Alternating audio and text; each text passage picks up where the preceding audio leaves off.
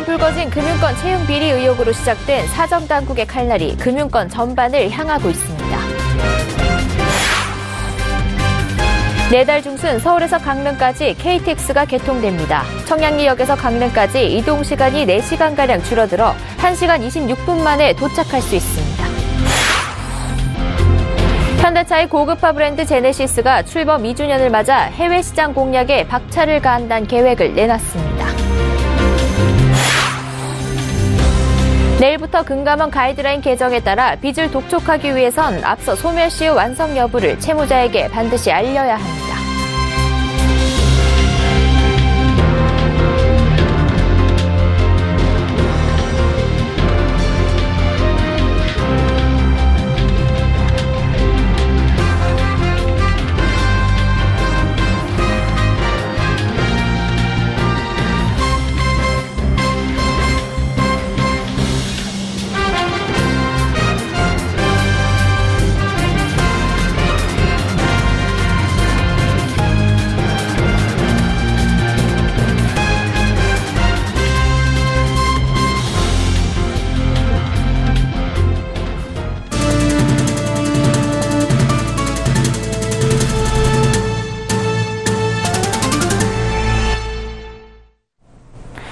시청자 여러분 안녕하십니까? 센 경제 현장 양한나입니다. 금융권에 사정바람이 몰아치고 있습니다. 최근 불거진 금융권 채용비리 의혹을 시작으로 사정당국의 칼날이 사실상 모든 금융지주 회장과 행장을 향하고 있습니다. 앵커 리포트입니다. 금융권 채용비리 의혹과 관련해 검찰의 수사가 본격화하면서 금융권의 긴장감이 높아지고 있습니다. 지난 3일 이관구 우리은행장은 스스로 자리에서 물러났습니다. 이 행장은 지난달 16일 국정감사에서 신입 행원 채용 과정에서 특정인에게 특혜를 제공했다는 의혹을 받았습니다. 금융감독원은 이번 사안과 관련한 우리은행 자체 조사 결과를 검찰에 참고 자료로 통보한 만큼 검찰의 추가 조사가 진행될 예정입니다. 윤종규 KB금융지주 회장은 최근 불거진 노조의 윤 회장 연임 설문조사 개입 의혹에 휘말려 경찰의 수사를 받고 있습니다. 경찰은 3일 여의도 KB금융지주 압수수색을 시작으로 KB금융노조가 고소한 윤 회장의 여론조사 조작 의혹에 대한 수사에 착수했습니다. 윤 회장은 사실상 연임이 확정된 상태로 오는 20일 주주총회 절차만을 남겨두고 있습니다. 이병삼 전 금감원 부원장보는 3일 구속됐습니다. 이 전 부원장보는 작년 상반기 민원처리 전문직 채용 과정에서 금감원 출신 지원자들을 합격시키기 위해 서류 조작을 지시하는 등 업무를 부당하게 처리한 혐의를 받고 있습니다. 앞서 서울 남부지검은 김용한 NH농협금융지주 회장의 집무실과 자택 등 8곳을 압수수색했습니다. 김 회장은 금감원 채용시험에 응시한 수출입은행 간부 아들 A씨가 합격할 수 있도록 금감원 이모 전 총무국장에게 청탁한 혐의를 받고 있습니다. 수사가 확대되면서 금융권에서는 금융공기업과 기관, 협회 등까지 대규모 사정 한파와 물갈이 작업이 이어질까 우려하고 있습니다. 서울경제TV 양한나입니다. 내년 새해 일출을 보러 동해 가는 길이 빨라질 예정입니다. 기존엔 청량리역에서 무궁화호 열차를 타고 정동진역까지 가는데 6시간 가까이 걸렸는데요. 내달 중순경 서울에서 강릉까지 KTX가 개통되면 이동 시간이 4시간가량 대폭 단축된 1시간 26분 만에 도착할 수 있습니다. 시운전이 한창인 경강선 KTX를 정창신 기자가 타봤습니다. 서울역에서 출발한 강릉행 KTX가 시원하게 질주합니다. 현재 이 열차는 250km로 운행 중입니다. 현재 이 열차는 250km로 운행 중입니다. 그동안 무궁화호 열차로 6시간 가까이 걸렸던 강릉 가는 길이 내달 중순 이 열차가 개통되면 청량리역에서 1시간 26분, 서울역에선 1시간 40분이면 도착할 수 있습니다. 이 열차는 내년 2월 평창 동계올림픽이 끝날 때까지 인천공항에서 출발해 강릉까지 운행합니다. 인천공항에서 강릉까지는 132분이 소요되어 올림픽에 참석하시는 선수단 임원은 물론 관광객들이 쉽게 올림픽 경기장에 접근할 수 있는 기반을 마련하였다 말씀드리겠습니다. 올림픽 이외의 기간에는 약 하루에 2만 명 정도가 이용할 것으로 예상됩니다. 정부는 기존 수색 서원주 108.4km 구간을 개량해 KTX 운행이 가능하도록 전차 선로를 고속형으로 교체하고 신호 시스템 등을 구축했습니다. 여기에 원주 강릉 120.7km 구간에 만종과 둔내, 진부 등 6개 역을 새로 지었습니다. 이 열차는 이동 시간을 획기적으로 줄인 만큼 시민들의 기대가 크지만 출발역과 운임비 결정 등 넘어야 할 산이 많습니다. 동계올림픽 이후인 내년 3월부터의 출발역은 아직 결정되지 않았는데 서울역이나 청량리역 중 한 곳에서 결정될 것으로 관측됩니다. 한국철도공단은 서울 강릉 구간 운임을 25,000원에서 30,000원 사이에 책정할 예정인데 강릉 시민단체에선 25,000원 이하로 요구하고 있는 상황입니다. 이를 위해 강릉 시민사회단체 협의회는 오늘부터 5만 명 서명운동에 돌입했습니다. 이 열차는 세계 최초로 포지 방식의 철도 통합 무선망을 설치했습니다. 음성과 영상 정보 등 초고속 데이터 전송이 가능한 겁니다. 다만 일부 터널 통과 시 와이파이 연결이 끊어지는 현상이 나타났습니다. 서울경제TV 정창신입니다. 현대차의 고급화 브랜드 제네시스가 출범 2주년을 맞았습니다. 국내 시장에 성공적으로 안착했다는 평가를 받고 있는데요. 이에 힘입어 해외 시장 공략에도 박차를 가한다는 계획입니다. 김혜영 기자가 보도합니다. 지난 2015년 11월 4일 현대차 그룹이 야심차게 내놓은 고급화 브랜드 제네시스. 올해로 출범 2주년을 맞은 제네시스는 안정적인 판매를 바탕으로 국내 고급차 시장의 저변을 넓히고 있습니다. 91,687대. 제네시스가 지난 2년간 내수 시장에서 기록한 판매량입니다. BMW, 벤츠 등 기존 고급화 브랜드 판매량과 맞먹는 수준입니다. 미국 시장에서도 순항 중입니다. 출시 첫 해 미국 시장에서 6,948대를 판매한 데 이어 올해 16,888대의 판매고를 올렸습니다. 판매량뿐만 아니라 품질 면에서도 인정받고 있습니다. 지난 6월 미국 시장조사업체가 발표한 2017 신차 품질 조사에서 미국, 유럽 등의 브랜드를 제치고 1위를 기록했습니다. 미국 시장 입지 구축에 힘입어 유럽 시장 공략도 앞두고 있습니다. 내년 공식 런칭을 통해 판매망을 구축하고 유럽 시장 정벌에 나선다는 계획입니다. 또한 차종 확대를 통해 경쟁력도 높인다는 방침입니다. 2020년까지 스포츠 쿠페 SUV 라인업을 추가해 총 6종을 선보인다는 계획입니다. 이를 위해 독일 BMW에서 잔뼈가 굵은 플랫폼 전문가를 영입하는 등 인재 확충에도 열을 올리고 있습니다. 안방 시장에서 안착에 성공한 제네시스가 글로벌 시장의 판도를 바꿀 게임 체인저로 도약할 수 있을지 기대됩니다. 서울경제TV 김혜영입니다. 내일부터 빚 독촉을 하기에 앞서 소멸시효 완성 여부를 채무자에게 반드시 알려야 합니다. 소멸시효가 완성돼서 빚을 갚을 의무가 없는 채권에 대한 부당한 채무 상환 요구가 사실상 불가능해질 전망입니다. 정은규 기자입니다. 금융감독원은 지난해 11월부터 행정지도로 시행 중인 채권 추심 업무 가이드라인을 일부 개정해 내일부터 1년간 연장 시행한다고 밝혔습니다. 개정 내용에 따르면 금융회사나 대부업자 등은 추심 착수 3영업일 전 의무적으로 채무자에게 소멸시효 완성 여부를 통지해야 합니다. 소멸시효 완성 채권 관련 유의사항만 통지하도록 한 기존 가이드라인으로는 부당한 빚 독촉을 차단하는 데 한계가 있다고 판단해 채무자에 대한 정보 제공을 강화한 겁니다. 장시간 빚을 갚지 못해 소멸시효가 완성된 채권은 상환 의무가 사라집니다. 하지만 소멸한 채권이라도 채무자가 빚 독촉에 못 이겨 일부라도 갚을 경우 상환 의무가 부활합니다. 이 때문에 일부 채권 금융기관에서 시효가 완성된 사실을 모르는 채무자들을 상대로 상환을 유도해 빚을 갚도록 하는 일이 많이 발생했습니다. 금감원은 채권 금융기관과 취약 채무자의 정보 비대칭 해소로 소멸시효 완성 채권에 대한 부당한 추심 행위가 차단될 것으로 기대하고 있습니다. 개정된 가이드라인에는 금융회사가 채무자의 직장이나 거주지 등에서 여러 사람이 모인 가운데 빚에 관한 사항을 알려선 안 된다는 내용도 포함됐습니다. 이 밖에 금융사의 소멸시효 완성 채권 양도 금지와 하루 2회를 초과한 채무자 접촉 금지 등 기존 채권 추심업 가이드라인은 모두 현행대로 유지됩니다. 금감원은 3천여 개 금융기관을 대상으로 한 가이드라인 준수 여부 점검을 예고하고 이를 지키지 않은 사례가 있을 경우 금감원에 민원을 넣거나 검찰에 신고할 것을 당부했습니다. 서울경제TV 정은규입니다. 통신 3사의 3분기 실적과 매출이 모두 늘었는데 수익성은 감소했습니다. 3분기는 그런대로 선방했지만 요금 할인이 본격화하는 4분기부터는 실적 우려가 커지고 있습니다. 이보경 기자입니다. SK텔레콤을 끝으로 통신 3사가 3분기 실적 발표를 마쳤습니다.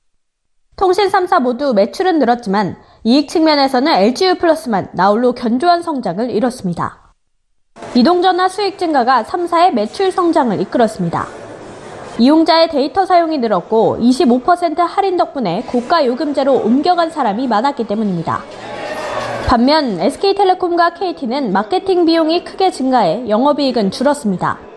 이에 따라 3분기 이통 3사의 영업이익 총합은 작년보다 5.4%나 감소했습니다. 매출은 늘었지만 수익성이 둔화된 겁니다. 요금 인하 영향이 본격화될 4분기부터 실적에 대한 우려는 더 큽니다. 정부는 지난 9월 15일부터 선택약정요금 할인율을 기존 20%에서 25%로 높였습니다. 현재 선택약정 할인 가입자는 1,400만 명 정도로 이 중 78% 정도는 아직 20% 약정 할인을 받고 있는 것으로 파악되고 있습니다. 매월 기존 가입자의 50만 명 이상 약정이 끝나는 상황을 고려하면 4분기부터 25% 요금 할인이 미칠 실적 영향이 본격화할 전망입니다. 여기에 정부가 고시한 취약계층 추가 요금 감면이 시행되면 80만 명에 달하는 통신 사용자들이 사실상 공짜로 통신 서비스를 이용하게 되고 통신 3사가 6천억 원의 비용을 부담해야 한다는 평가도 있습니다. 또 시행 가능성이 낮을 것으로 점쳐지고 있긴 하지만 정부가 추진하고 있는 월 2만 원의 음성통화 200분, 데이터 1GB를 제공하는 보편요금제까지 시행되면 실적 악화는 막기 어려워 보입니다. 이에 통신 3사는 일제히 컨퍼런스콜에서 사물인터넷과 IPTV 매출을 늘리고 인공지능이나 자율주행차 같은 신산업에서 중장기 성장 기반을 확보하는 데 총력을 다하겠다는 계획을 밝혔습니다. 서울경제TV 이보경입니다.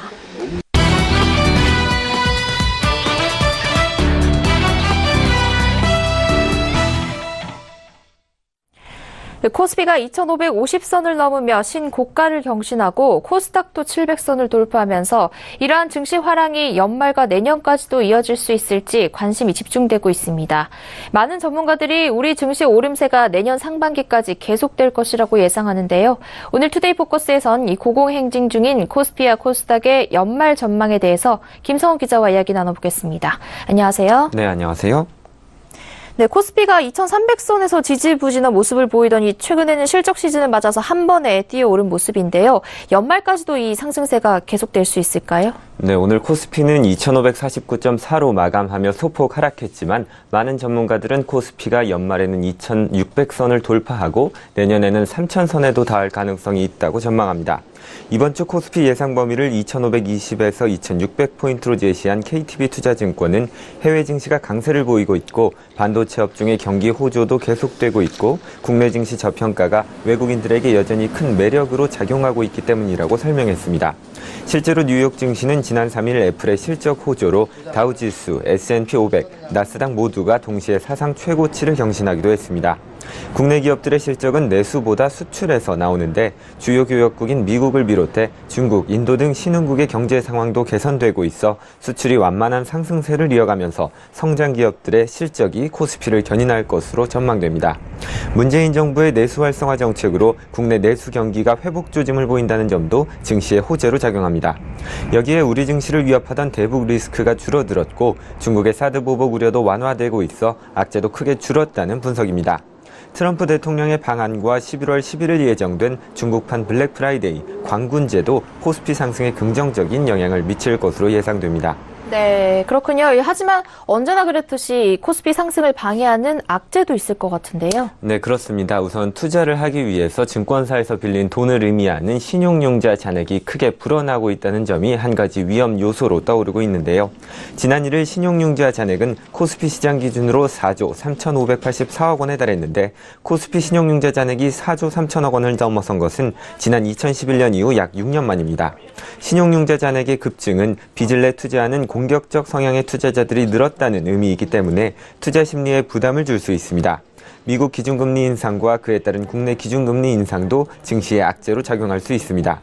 미국 기준금리 인상으로 달러가 강세를 보이면 외국인들이 대거 이탈할 가능성이 높아지기 때문입니다. 대형주 쏠림 현상도 우려할 부분입니다. 지금은 반도체 업종 호황으로 삼성전자나 SK하이닉스 같은 IT 대형주가 지수 상승을 주도하고 있지만 이 대형주들이 조정에 들어갈 경우에 코스피 전체가 침체할 수 있습니다. 하지만 전문가들은 이 같은 악재들이 증시에 큰 걸림돌이 되지는 않을 것이라고 설명합니다. 미국의 기준금리 인상 속도가 완만하고 신용융자 잔액도 규모가 크긴 하지만 걱정할 수준은 아니기 때문에 증시 상승세를 꺾지는 못할 것이라는 분석입니다. 네, 결국 코스피는 더 오를 가능성이 크다는 얘기인데요. 그렇다면 1년여 만에 700선 돌파한 코스닥의 시장 전망은 어떻습니까? 네, 지난 3일 약 1년 2개월 만에 700선을 돌파한 코스닥은 오늘도 0.38% 오른 703.79%로 마감했는데요. 대장주 셀트리온을 비롯해 셀트리온 헬스케어, 신라젠, 셀트리온 제약 등 바이오 업종과 CJ E&M, 솔브레인 등 엔터테인먼트, 반도체 업종 종목들이 지수 상승을 이끈 모습입니다. 전문가들은 코스닥이 더 오를 것으로 전망합니다. 우선 사드 문제가 일단락되면서 화장품과 의류, 호텔, 레저 업종과 같은 중국 소비주의 실적이 크게 개선될 것으로 기대되고 여기에 기저효과가 더해지면서 코스피 수익률을 넘어설 수도 있다는 분석입니다. 신한금융투자는 내년 코스닥 지수가 850까지 상승할 것이라면서 CJ E&M, W게임즈, 시젠, 주성엔지니어링, 덕산네오룩스, AP시스템, 클리오 등을 투자 유망 종목으로 꼽았습니다. 중국 관련 종목들이 살아나기에는 다소 시간이 필요할 수 있기 때문에 장기 업황 전망이 양호한 반도체와 소재, 금융업종 비중을 확대하는 것이 좋다는 의견도 나옵니다. 네, 문재인 정부의 혁신창업 생태계 조성 방안 발표도 코스닥 시장에 불을 지피고 있다고요? 예, 맞습니다. 정부는 2일 혁신산업 생태계 조성 방안을 발표했는데요. 이 중에서도 연기금의 코스닥 투자 비중 확대 정책이 코스닥 시장에 활기를 불어넣을 것으로 예상됩니다. 연기금의 코스닥 투자 확대 유도 정책은 코스피 200을 중심으로 구성된 연기금 수익률 성과평가 벤치마크 지수를 개선해서 내년부터 단계적으로 코스닥 투자 비중을 확대하겠다는 겁니다. 이에 더해 30조 원을 기술혁신형 창업기업을 육성하는 데 투자하겠다는 정책도 코스닥에 긍정적인 영향을 미칠 것으로 기대됩니다. 정지원 한국거래소 이사장도 코스닥 시장이 모험자본 조달의 산실로 자리 잡을 수 있도록 모든 역량을 집중할 계획이라면서 코스닥 시장 기반 ETF 등 금융상품 다양화, 활성화와 세제 지원 건의 등에 대해 언급해 코스닥 시장에 대한 관심이 커지고 있는 상황입니다. 네, 고공행진 중인 우리 증시의 연말과 내년 전망에 대해 김성훈 기자와 이야기 나눠봤습니다. 고맙습니다. 감사합니다.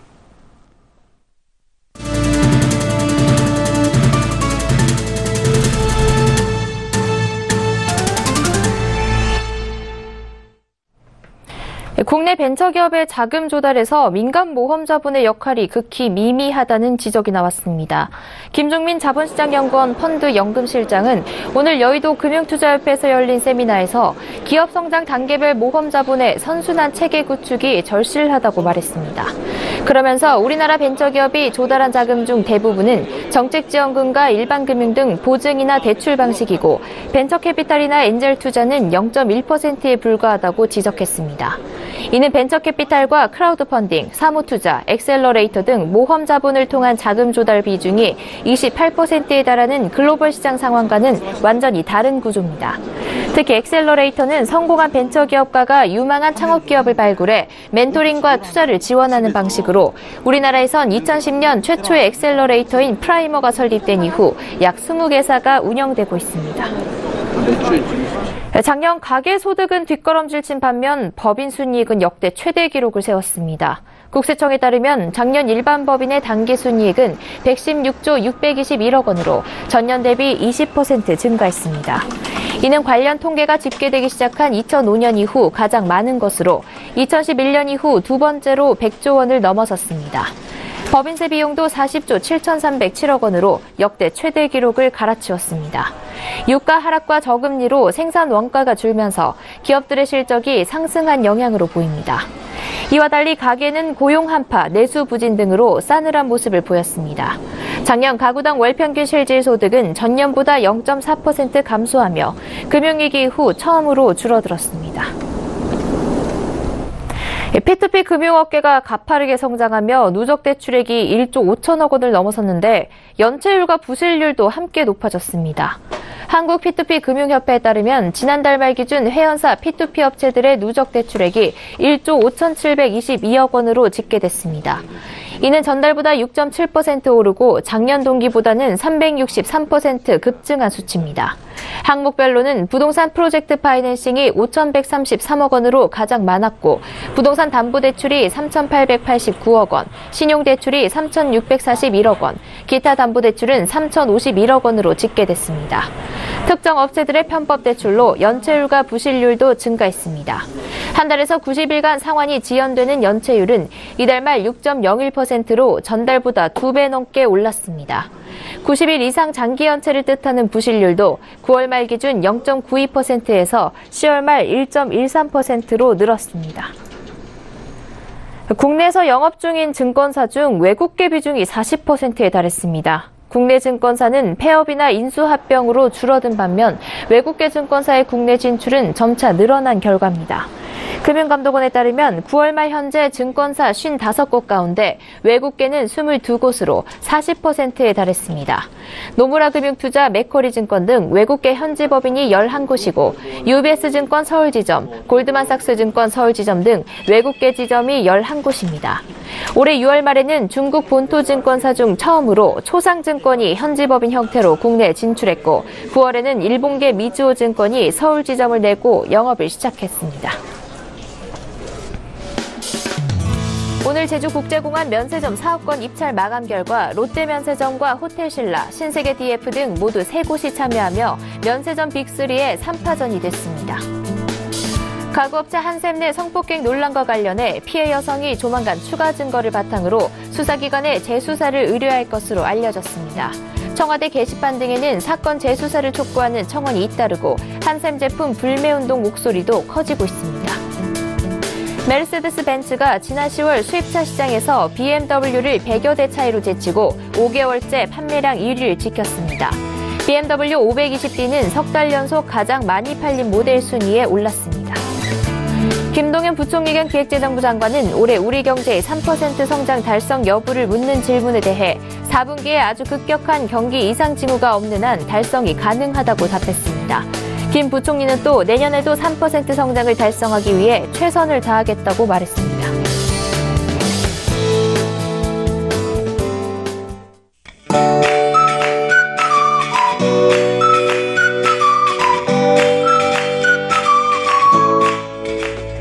안녕하세요. K웨더 라이프스타일 예보 윤지향입니다. 완연한 가을 날씨가 이어지고 있습니다. 단풍도 곱게 물들면서 산과 들은 물론 도심에서도 가을 정취가 물씬 느껴지는데요. 오늘은 내장산의 가을을 소개해드립니다. 맑은 하늘에 햇살이 가득 내리쬐면서 단풍이 더 선명하게 빛나고 있습니다. 내일은 겨울에 들어선다는 입동절기입니다. 전국에 구름이 많다가 밤부터 점차 흐려지겠는데요. 예년 이맘때보다 조금 높은 기온에 미세먼지 농도도 보통 단계로 활동하기 수월하겠습니다. 다만 늦은 밤에는 제주도와 전남 남해안부터 비가 시작되겠는데요. 모레 수요일에는 전국으로 확대되겠습니다. 비의 양은 5mm 안팎으로 적겠고요. 길게 이어지지 않고 모레 새벽부터 오전 사이 모두 그치겠습니다. 내일은 고기압 가장자리에 들다가 점차 북서쪽에서 다가오는 기압골의 영향을 받겠습니다. 자세한 지역별 날씨는 나절 예보로 알아보겠습니다. 중부지방 구름 많다가 밤부터 차츰 흐려지겠습니다. 낮 기온 서울과 대전 18도로 오늘보다 조금 높겠습니다. 동해안 지방 대체로 맑다가 낮부터 구름 많겠습니다. 일교차가 10도 이상 벌어지는 곳이 있겠습니다. 남부지방 차차 흐려지겠고요. 제주도와 전남 남해안은 늦은 밤부터 비가 내릴 것으로 예상됩니다.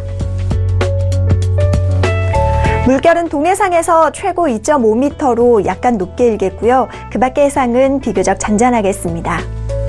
한 주간 비 소식이 잦습니다. 모레 비가 그친 뒤 금요일부터 토요일 사이에도 비 예보가 있습니다.